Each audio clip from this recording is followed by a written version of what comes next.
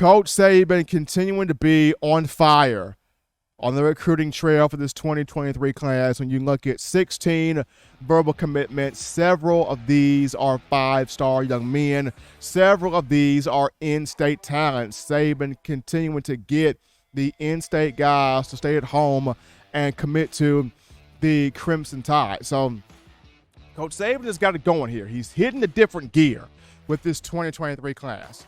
But the question is, could it finish not only as the number one class, but could this be Saban's best class yet? Could it be Saban's best class ever? Because that's a question as U.S. fans you talk about with every recruiting class. Which with each class, is this Saban's best? Is this his brightest? Is this his most dominant class? Could this be the best thing Saban has ever put together? Because Saban is always one-upping himself. So when Saban one-ups himself, we as consumers of Bama football go, well, what is Nick going to do next? Like, is this the next one going to be greater? Is it going to be bigger, better, faster, stronger, better? Like, what is Nick going to do next? It's like, man, it's like the Nerds commercial. Nerds, what do we think of next? Willy Wonka and those nerds, right? So you got to look at what is Saban after next? Could this be the best class yet? And it's shaping up to kind of be that way, especially if you look at some notables here. And we're not even in December yet. If the notables here, you look at this, you look at having possibly the number one overall defensive back class and discussing Tony Mitchell committed, Jaleel Hurley committed, guys like Brayson Hubbard committed, guys like you just brought in an outstanding defensive back that flipped to you from that went to you, taking them from Ohio State. Guy right now name is slipping me. I hate when that happens, but you've got the best defensive back class right here in front of you.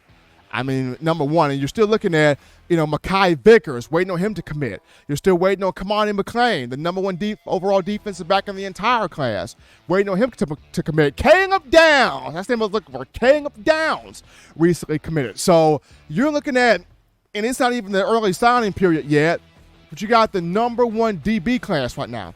You got the number one running back duo going right now with 2 5-stars in Richard Young and Justice Haynes. But you got yourself an elite quarterback room with Eli Holsting and Dylan Larnigan.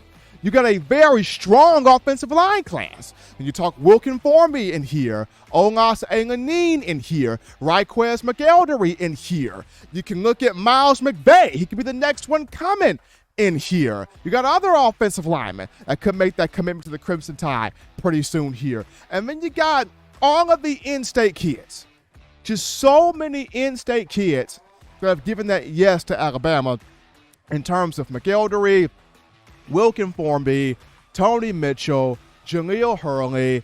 I mean, the list is growing of in-state guys giving that yes to the Crimson Tide. Now Hunter Osborne giving that yes to Bama. So those are just some of the notables when you got so far number one defensive back class, number one running back duo, elite quarterback room, strong offensive line class, and Nick Saban continuing to secure in-state recruits, in-state talent to come to Tuscaloosa. So the big question here is, as strong as the start has been, if it finishes this strongly, could this be Saban's best class ever? Could Bama finish with the best class ever? And I get it. The trick is, you got to see how do these young men pan out on the field. And I understand it. You got to see how they pan out on the field. Bama got the first class of Saban in 2008. We saw how they panned out on the field. 2009 panned out good with national championships. Each recruiting class that Saban's brought in has gotten at least one national championship. I know people look at that 2017 class with Tua and Najee and Judy and Ruggs and Smitty, and they go, man, that was the class of class. But then here comes this 2020 class coming up in here with Bryce Young and Will Anderson and Malachi Moore and Brian Branch and Jamil Burrows and Tim Smith, and folks like, wow, it's 2020 class. should it win a national championship this season, this 2020 class turned out to be pretty darn good. And then you brought in the 2021 class with all the offensive linemen that came in here, and you're still wondering, could this class truly pan out? And now this 2022 class then came up in here with guys like Ty Simpson. You're wondering, what could this class do? But this 2023 group, so far, it's shaping up to be pretty nasty, pretty remarkable here. But at its finish, could this be Saban's best class yet? It's shaping up to be nice. It's shaping up to be elite. It's shaping up to be kind of dynamic, but we will see how this class finishes, and most importantly, what they do when they get on the field. But I think it has the potential.